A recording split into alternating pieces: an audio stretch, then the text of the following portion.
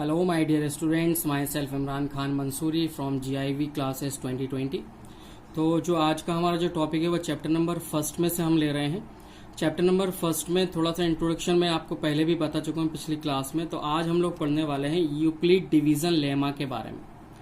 तो Euclid division lemma बोलता है गिवन टू पॉजिटिव इंटीजर्स, जैसे कि मैं आपको पहले भी बता चुका हूँ इंटीजर्स के बारे में कि given two positive integers a and b, there exists unique integer q and r satisfying a equal to bq plus r, comma 0 is lesser equal to r and lesser equal to b। सबसे पहले इसका मतलब ये समझ लीजिए, इसका मतलब है क्या, मतलब r की जो वैल्यू होगी या तो 0 से बड़ी होगी या 0 ही होगी, बट b से कम होगी, मतलब b यहाँ पर बड़ा है और r यहाँ पर छोटा है। अब ये b क्या है, r क्या है, यहाँ पर a क्या है, इसके बारे में हम आपको बताने वाले हैं। ठीक है ना। तो हम बिल्कुल विस्तार से यहाँ पर जानेंगे कि इसके बारे में हम किस तरीके से बता सकते हैं। तो देखिए, आप लोग ने पढ़ा होगा डिवीजन एल्गोरिथम। एल्गोरिथम क्या होता है कि dividend equal to divisor into quotient plus remainder. आपने देखा होगा जब भी हम डिवाइड करते हैं, जिसको डिवाइड करते हैं, जो बचता है और जो आंसर आता है उसको क्या बोलते हैं, जिससे हम डिवाइड करते हैं वो होता है डिवाइजर, जिसको हम डिवाइड करते हैं वो होता है डिविडेंड, जो हमारा लास्ट में आता है उसको बोलते हैं रिमाइंडर, और जो हमारा आंसर आता है उसको बोलते हैं क्वोशिएंट। आपने सभी ने देखा होगा। ठीक है ना। तो अब यहाँ देखिए ध्यान से, हमने अभी ये पढ़ा है कि a equal to b q plus r, यही पढ़ा ना। ठीक है ना। यही होता है इक्वली डिवीजन लेमा। ठीक है ना। इक्वली डिवीजन लेमा भी होता है और एल्गोरिथम भी होता है, ये ध्यान रखिएगा। तो यहाँ पर डिवाइजर जो हम यहाँ पर बता रहे हैं, इसको हम यहाँ पर बोलने वाले हैं b, और हम ये इसको बोलेंगे a, इसको बोलेंगे q, और रिमाइंडर इज r। ध्यान रखिए क्या बोला मैंने कि डिविडेंड को हमने यहाँ पर a से शो किया है, डिवाइजर को b से शो किया है, क्वोशिएंट को q से और रिमाइंडर को r से यहाँ पर शो किया है। अब अगर ये वैल्यूज में यहाँ पुट करूं, ध्यान से देखिए, यहाँ अगर मैं वैल्यू पुट करूं तो डिविडेंड क्या है, ध्यान से देखिए क्या है, a इक्वल का इक्वल लगा दिया, डिवाइजर इसमें क्या है, देखिए ध्यान से, डिवाइजर है b इंटू क्वोशिएंट क्या है हमारे पास q, तो ये क्वोशिएंट q हो गया, और रिमाइंडर कितना है हमारे पास r, तो ये r हो गया। तो अगर हम इसको आगे सॉल्व करें तो a बराबर बी क्यू प्लस r यहाँ पर आपको मिलता है कि ये देखिए ध्यान से। तो मैंने क्या बताया, यही क्या होता है यूक्लिड डिवीजन लेमा। ठीक है। अब देखिए, अभी हमने एक चीज और यहां पढ़ी साथ में कि 0 is lesser equal to r lesser b, यही पढ़ा ना अपन ने।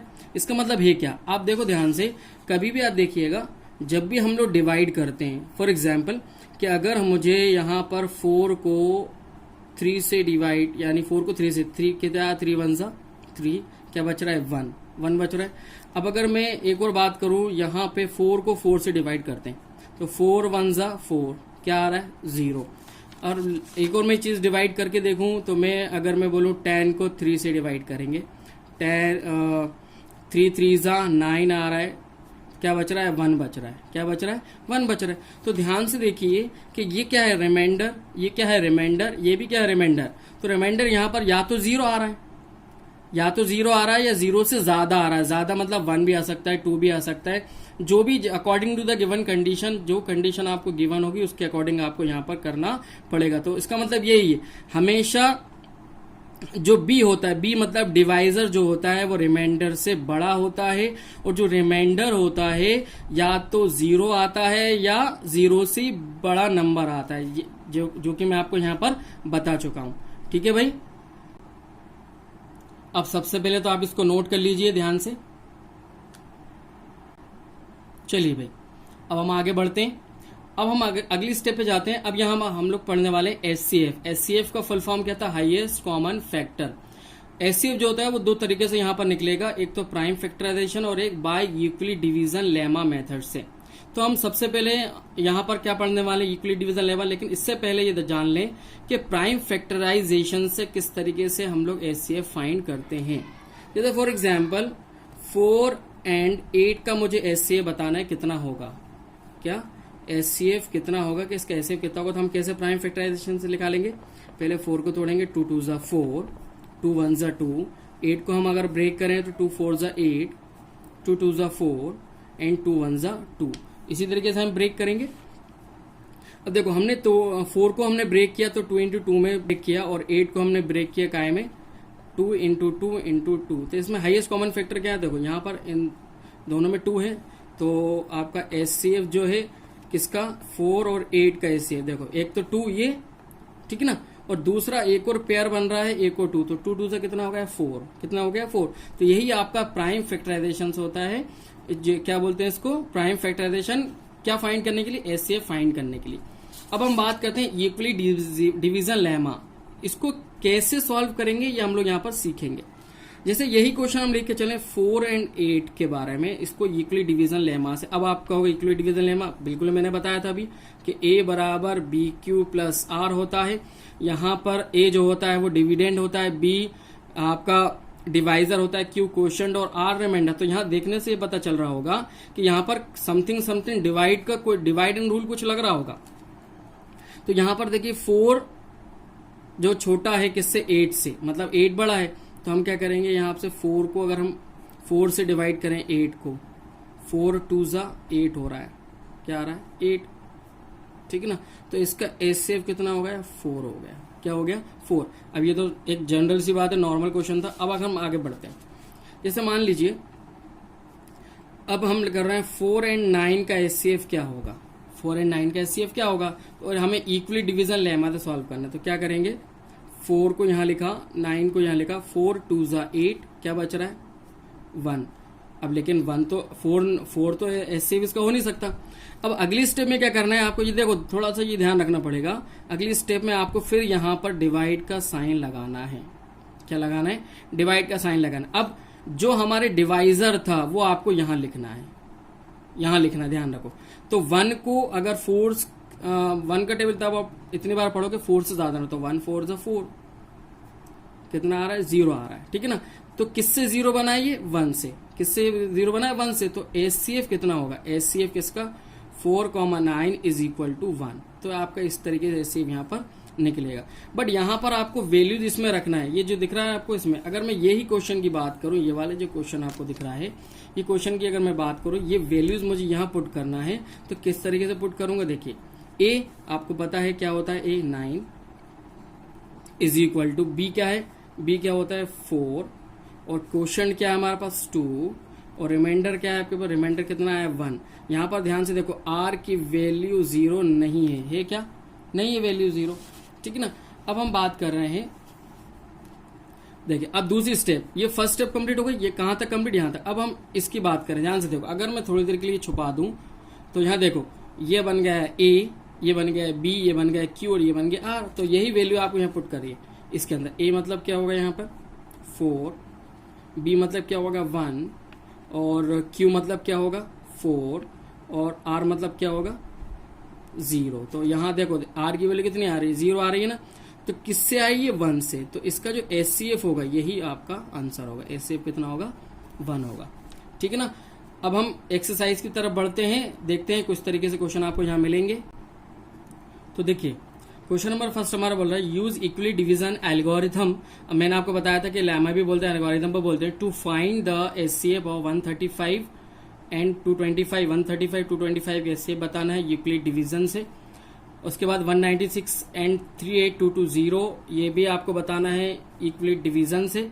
And third one is 867 and 255, यहाँ पर ये क्वेश्चन है। ध्यान से क्वेश्चन एक बार पढ़ लीजिए आप लोग। ओके, सभी ने पढ़ लिया होगा। तो देखिए ध्यान से, सबसे पहले हम पहला स्टार्ट कर रहे हैं। फर्स्ट हमारा जो सॉल्यूशन है 135 एंड 225, ठीक है ना। तो आपको यहाँ दिख रहा होगा कि जो 225 जो है वो 135 से बड़ा है, मोर है। तो हम यहाँ पर हम डिवाइड करेंगे इस टाइप से कि 135 डिवाइडेड बाय 225। ओके, तो 135 का टेबल आपको इतनी बार पढ़ना है कि 225 से ज्यादा ना हो। तो 135 1 135, 135 2 270, तो ये ज्यादा हो रहा है, किससे जाएगा ये 1 से। तो 135, ओके, माइनस करिए, 5 में 5 गया 0, ठीक है ना। और यहाँ 12 में से 13, 2 में 3 जा नहीं सकता, 1 यहाँ से कैरी लेंगे तो 12 में से 3 गए, कितना बचेगा बेटा 9, और ये 1 में से 1 गया 0। ओके, तो ये 90 आ गया। लेकिन यहाँ 0 नहीं बना, इसको जब तक करते हैं जब तक ये 0 नहीं बन जाता। फिर जैसे कि मैंने बताया आपको, फिर आपको डिवाइड का साइन लगाना है।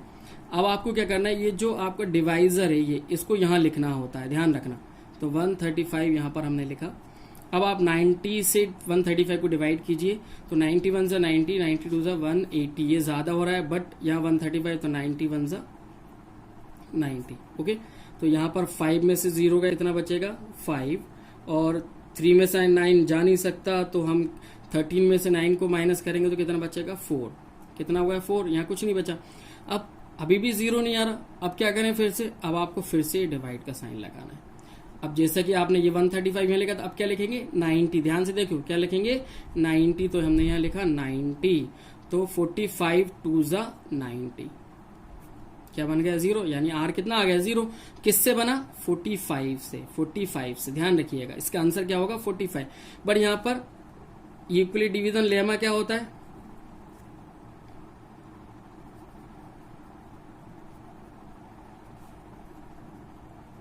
क्या होता है बेटा, A equal to b q plus r, यही होता है ना, मैंने आपको बताया था।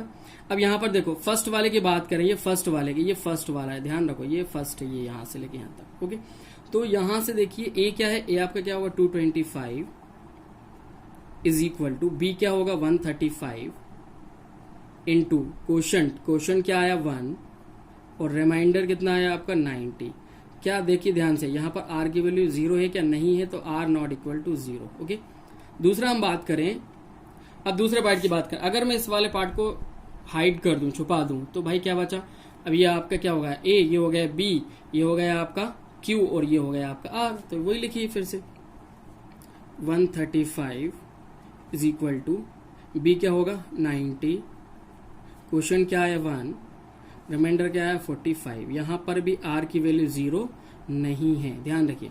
फिर हम बात करें अगली स्टेप की, फिर से वही ये वाला, ये इसकी बात करेंगे, ये क्या आ गया 90 इज इक्वल टू, अब क्या बचा 45, मल्टीप्लाई किससे 2 से, और रिमाइंडर कितना आया 0। तो यहाँ पर देखो R की वैल्यू क्या आ रही है 0 आ रही है, नहीं आ रही, ठीक है ना। इसका मतलब किससे 0 आई है 45 से, तो यही आपका एचसीएफ, ध्यान रखिए क्या है ये एचसीएफ, यही है। तो एचसीएफ ऑफ किसका 135 225 इज इक्वल टू 45, यही आपका आंसर है। आगे सभी को समझ में